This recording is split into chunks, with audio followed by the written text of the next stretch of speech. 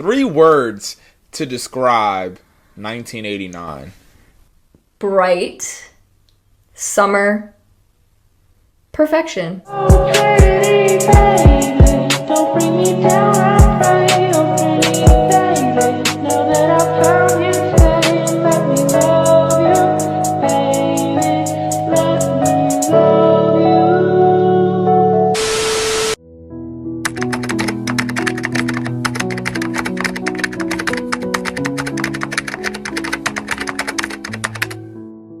I became a fan of Taylor's during like the end of Speak Now because I love like sad, kind of acoustic-y, like lyrically focused music, and that was a big part of her first 3 albums, and then Red as well. Just like the super sad girl vibes. So that's what I love so much from her to begin with. I am not listening to no Taylor Swift. That was my thought process back then. 1989, this album right here was the main reason. To Pimp a Butterfly by Kendrick Lamar. I think it's the greatest album of all time. Taylor Swift. Taylor won Album of the Year for 1989. I was angry, and I took a lot of that out on Taylor.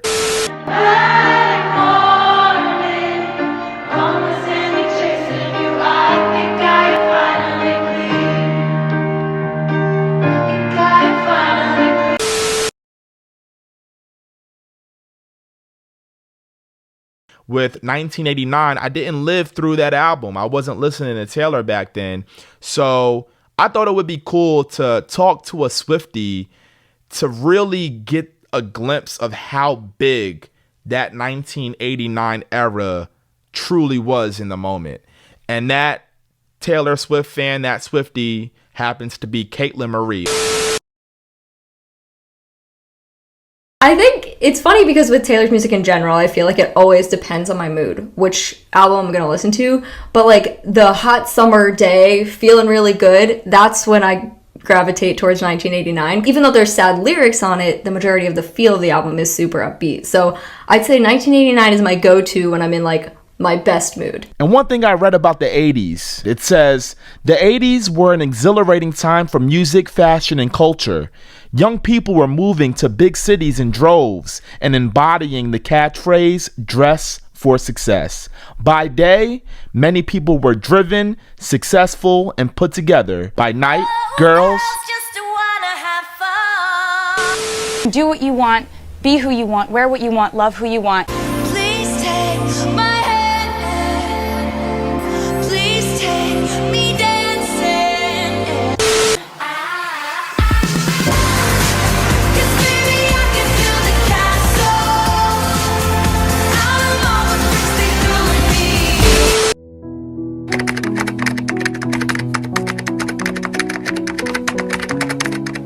Wanted to start the album with this song because New York has been an important landscape and location for the story of my life in the last couple of years. One serves as a great opener for both the album and for tour. Such a cool opener on tour.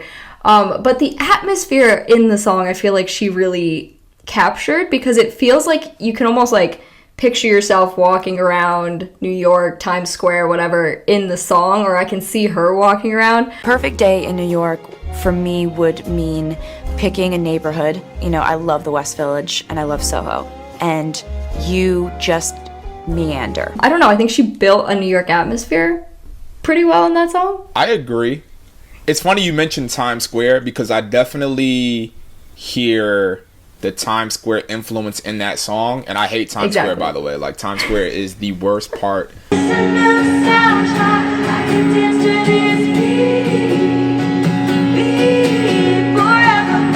And being in New York, especially the city, you hear Welcome to New York all the time.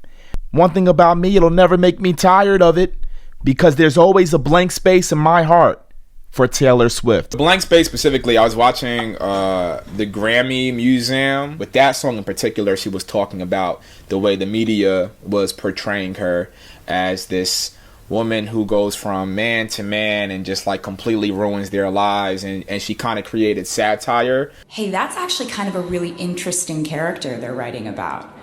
Like, she jet sets around the world collecting men, and she can get any of them, and then but she's so clingy that they leave, and she cries. I was like, I can use this. Got along with Starbucks lovers, they'll tell you I'm insane, but I've got a blank space, babe, and I'll write your name.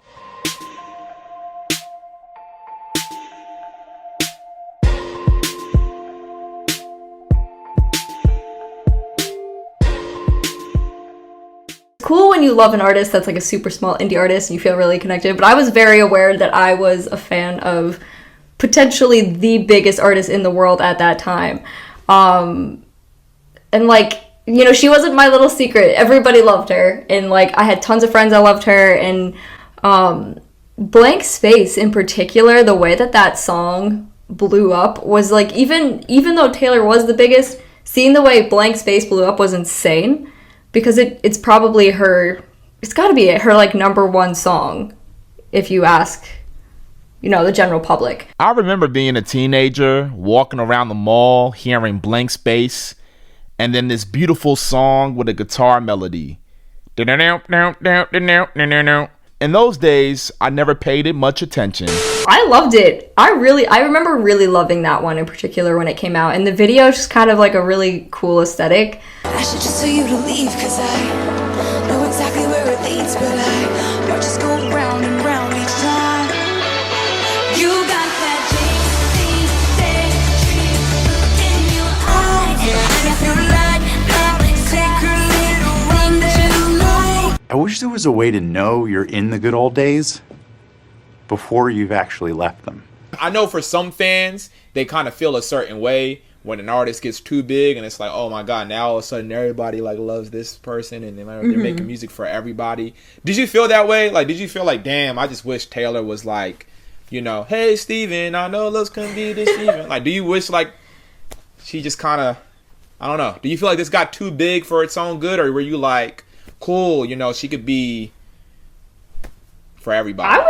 I was cool with it, and I think one of the reasons was because I felt like I was one of those people that jumped on late, because I didn't become a fan until like Speak Now, the end of that era. So I was one of the people that I felt like was very late to being a Swiftie, and I was cool with how big 1989 was. It was cool. I mean, again, it wasn't what I was used to, and it wasn't my sound initially. It wasn't the album I gravitated towards in the way that I'd gravitated toward the others. But yeah, it was cool. It was fun.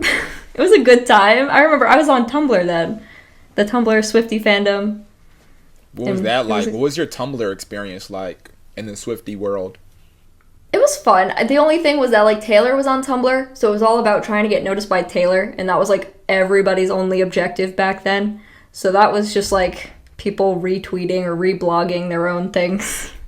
Would you say Tumblr was the Pinterest for the youth back in the day? Yeah, sure. I don't use Pinterest, so I don't really know. Out of the Woods. I believe that's...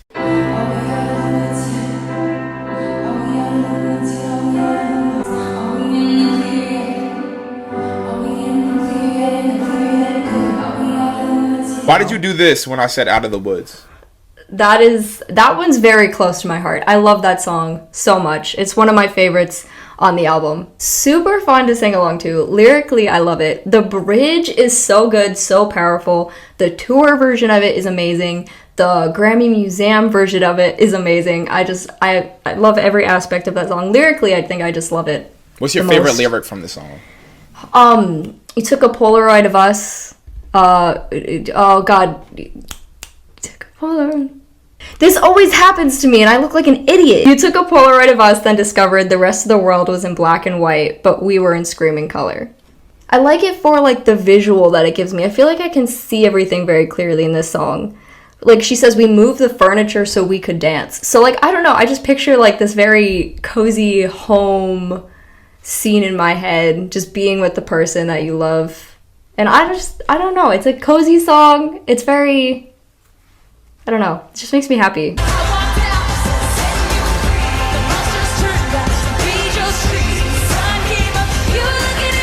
There's a certain standard of lyricism that we fans hold Taylor Swift too, just over the years of writing her own music and these incredible and witty punchlines, metaphors that we all love today. And for 1989 to be so fun, energetic, something you can dance to, yet still have those lyrically brilliant moments. Like Caitlin said, this is her best mood Taylor album. However, when you really sit back and look at the lyrics, there's still something to dive deep into. So when Caitlin talks about the Out of the Woods lyric that meant a lot to her, you just see how poetic it is. And that is really the beauty in Taylor's music. I'd say 1989 is my go-to when I'm in like my best mood. That's like my best mood Taylor Swift album. What's your worst mood Taylor Swift album? Just out of curiosity. Oh, Folklore. Okay. I listen to Folklore when I'm in a good mood. Oh, good for you. I love you. It'll pass. No, it won't.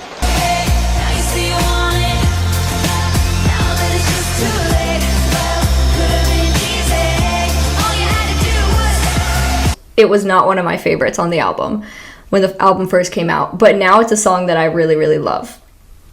I think it's interesting because it is her track 5 on this album, and her track 5s are usually like the very sad, emotional ones, and so people kind of debate whether or not this song should be the track 5, but lyrically, absolutely, it should be. But it's like that production that kind of fools you into thinking it's a more fun song than it really is. But it's actually really sad when you just look at it from a lyrical perspective. You had it. I gave you love. But you asked me to leave and I left.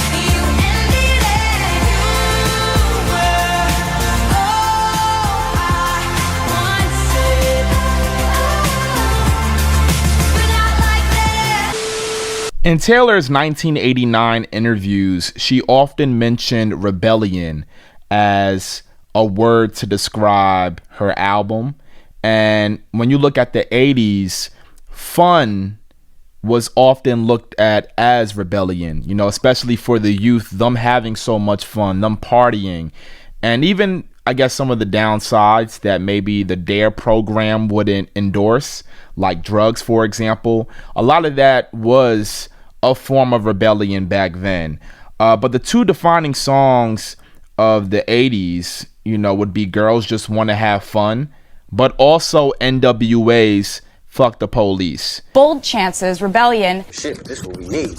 Hell yeah. Fuck the police coming straight from the underground. A young nigga got it bad cause I'm brown. Two completely different spectrums of rebellion. And I think it's very interesting because I mentioned Kendrick Lamar's To Pimp a Butterfly, and there's a song titled All Right. We gon' be alright. We gon' be alright. We gon' be alright. Sing. We gon' be alright. Do you hear me? Do you feel me? We gon' be alright. The most important song of the 2010s decade. And then you have another huge song from Taylor, Shake It Off, which both songs can be looked at as forms of rebellion, but in completely different ways. Kendrick's is a protest for Black lives suffering at the hands of police brutality, discrimination, and blatant racism. And Taylor Swift is kind of just, you know what, despite the narratives the media paints for me, you know, not only as an individual, but as a woman in the music industry, I'm not going to let any of that faze me, and I'm going to be the best version of myself despite how others think I should act. And both of those songs have a positive undertone. For Kendrick, it's we gonna be all right. No matter what's going on, we're gonna be all right. For Taylor, it's despite what's going on, we're gonna shake it off. And in no way am I comparing the importance of the two songs, because I think it's two completely different things, as I mentioned before. But I do think it's very interesting when we bring up the 80s. And again, those two songs I mentioned, two of the biggest songs from the 80s, and have two of the biggest songs from the 2010s kind of mirror those from the 80s.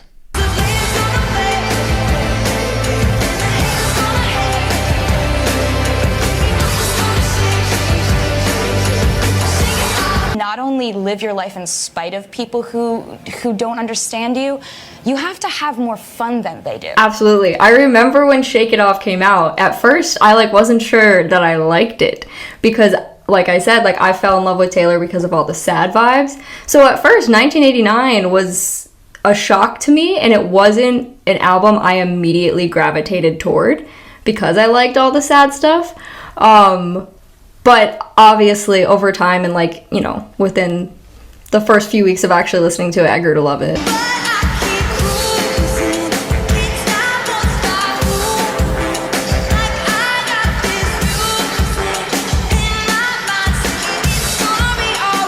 When it first came out, it was just very shocking to me because I feel like, she does that a lot. She comes out, her first singles always kind of shock you because you don't know what to expect.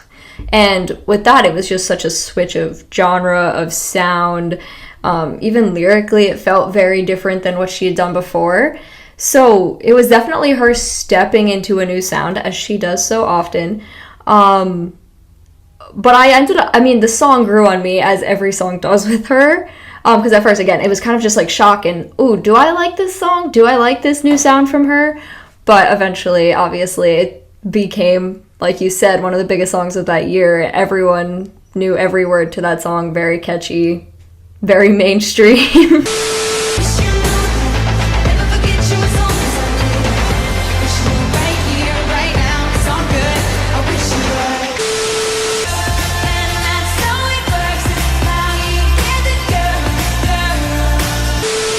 On every album you listen to, you'll have songs you love, but maybe there's a few that you tolerate, and hell, there may be some that you skip.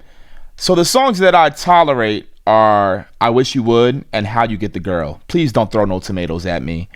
Now, at the time I recorded this interview with Caitlin, I did have 2 skips from this album. One, This Love, and the other, I Know Places.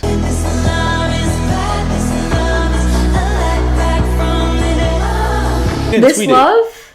Yeah, you said it was your favorite song. Yeah, we've talked about this before because I think you told me you didn't like it, and I was like, boo. Yeah. Okay, so I guess, convince me, sell me on that song. This Love. This Love? Well, I love This Love because, as you know, I like the sad songs.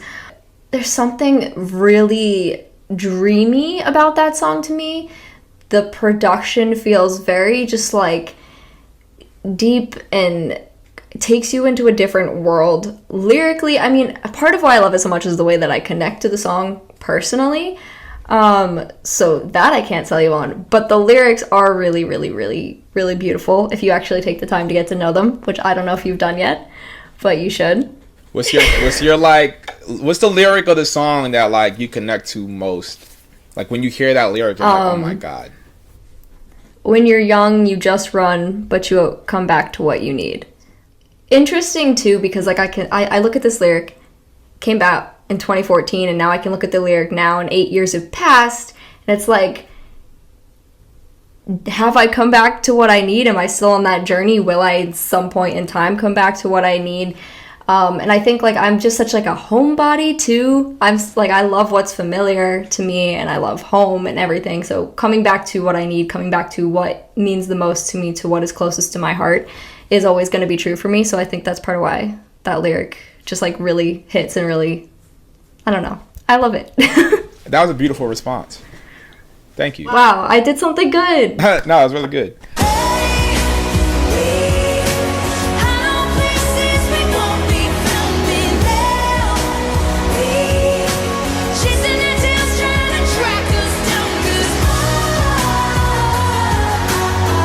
I Know Places is one that I really like. I think it was not an instant fave, but now I appreciate it a lot more, especially for her vocals. I feel like her vocals kind of do get lost in the production, so I understand where you're coming from with that. But I think when you really kind of focus on her voice and the lyrics, it's much more interesting. And I get really strong visuals with this song too, and I relate it a lot to Out of the Woods, because, the Foxes, the Woods. I feel like those two songs could work really well together.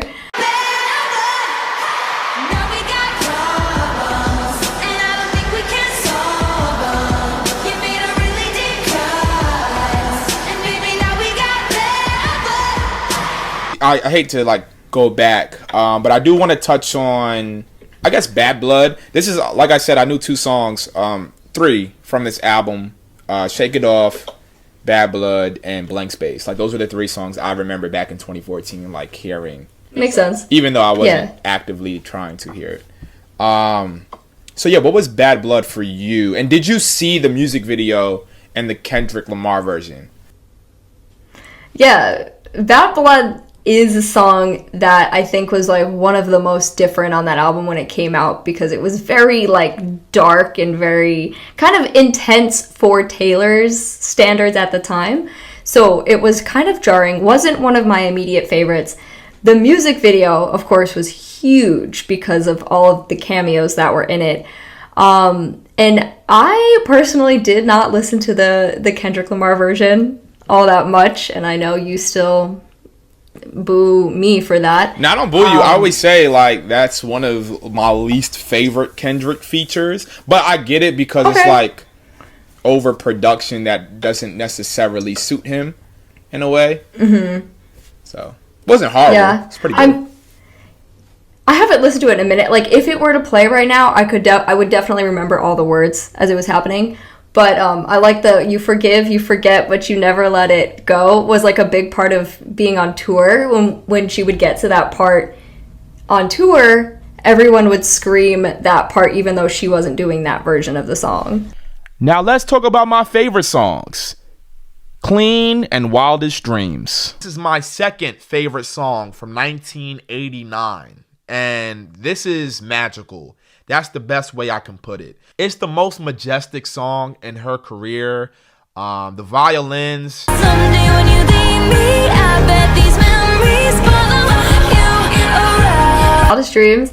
One of the things I love about that song is her vocals on it are like really pretty to me. I think she just like what she I mean, I'm not gonna mimic it, but when she says wildest dreams, when she goes like up, it is so pretty. Even if it's just in your wildest dreams. Yeah, no, I love her vocals on it the most. But that's another one that, like, if you put that song on in a crowd, everybody's gonna start singing it. Everyone knows it.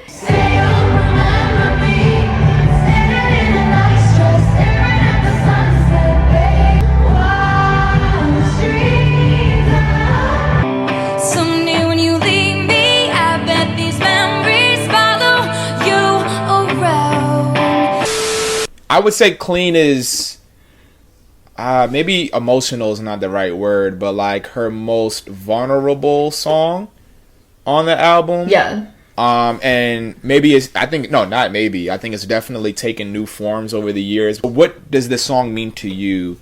And from when you first heard it and then years later hearing it now? Yeah, when I first heard this song, I remember the night 1989 came out, and I listened to the album sitting in my bed just with headphones in, and I listened to the album all the way through, and then after I got to the end, I just put Clean on repeat and just listened to it over and over and over again. It was my instant favorite, unsurprisingly to anybody who knows me, because it's just sad, whatever. I don't think at first, I was, a senior in high school, I think, when it came out. I don't think I truly, even grasped the lyrics immediately. I don't think I really even knew what I was listening to. I was just like, oh, this is depressing. I love it. But now, like you said, it's really interesting because you can take on any meaning that you feel you need to with this song. Whatever it is that you're trying to distance yourself from, you can really, put that into this song. So I think it's taken different forms for me over the years. Right now, I don't think I connect to it particularly, right now in my life, which is, I guess, a good thing in a way. But I've definitely been able to relate it to relationships and stuff in the past. You know, trying to distance yourself from the person who maybe meant so much to you, who treated you poorly or whatever. We mistake our mistakes for damage, and we think other people will judge us for them. But I want you to know that the way I see mistakes, they don't make you damaged. They make you clean. I watched or read an interview where she said she was, I believe, in London at the time or somewhere in the UK, and she didn't think about her ex. It was the first time. She had every reason in the world to think of her ex, but she didn't. And that's when she realized, oh, wow, like, I'm finally cleaned. But you can take this song and flip the interpretation, because clean is a term that, you know, people who struggled with addiction or, you know, abuse, depression, this word clean comes to mind to them. And you can listen to this song and still get that same triumphant ending of being clean from something that was toxic or something that was hurting you in the long run. And that's why this song is so beautiful. I love the line where she says, when the flowers we grown together died of thirst. Still a beautiful thing to reflect on the love. But if it died of thirst, it can no longer be suitable to you in this present moment. Doesn't mean you can't reflect on it. And she says that later on in the song. She says, 10 months sober, I must admit, just because you're clean don't mean you don't miss it. And that is just a very honest truth when it comes to something that you were once in love with or addicted to, is even if you're clean from it, you may still miss it from time to time. I really want to hear this song live. I hope she does it on the Eras tour. '89